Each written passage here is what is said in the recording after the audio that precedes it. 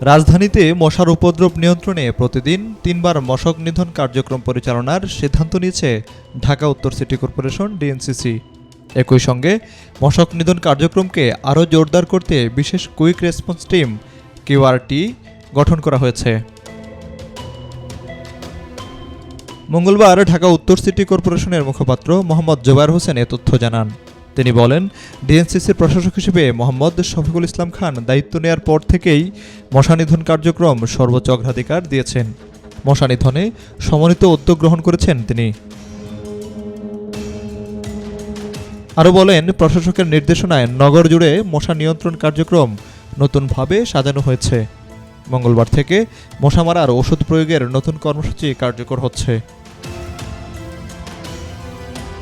ডিএনসিসির প্রধান স্বাস্থ্য কর্মকর্তা ব্রিগেডিয়ার জেনারেল ইমরুল কায়েস চৌধুরী স্বাক্ষরিত এক বিজ্ঞপ্তির মাধ্যমে নতুন সময়সূচি নির্ধারণ করা হয়। এতে বলা হয়, সকালে লার্ভা ধ্বংসে লার্ভিসাইডিং কার্যক্রম পরিচালিত হবে।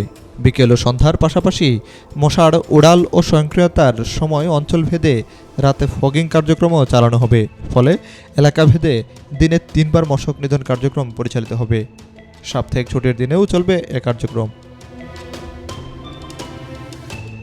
কিউআরটি টিম ইতিমধ্যে বিভিন্ন হটস্পটে বিশেষ অভিযান শুরু করেছে। কিউলেক্স মশার প্রজননস্থল, নালা, নর্দমা, সোয়ারেজ লাইন, জলাশয় ও খালবিলের হালনাগাদ তালিকা প্রস্তুত করে প্রয়োজনীয় ব্যবস্থা নেওয়া হচ্ছে।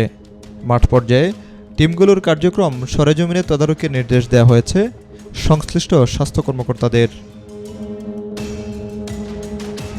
ডেঙ্গু ও অন্যান্য মশাবাহিত রোগ প্রতিরোধে সর্বোচ্চ গুরুত্ব দিয়েছে ডিএনসিসি কর্তৃপক্ষ।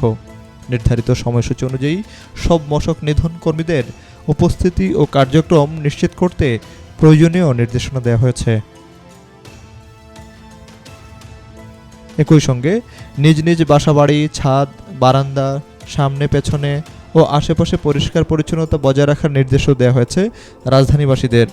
যথাযথভাবে বর্জ্য ব্যবস্থাপনা মেনে চলা এবং কোথাও যাতে পানি জমে না থাকে সেদিকে খেয়াল রেখে মশার প্রজনন ধ্বংসে সহযোগিতা করার জন্যও ঢাকা উত্তর সিটি কর্পোরেশনের পক্ষ থেকে অনুরোধ জানানো হয়েছে।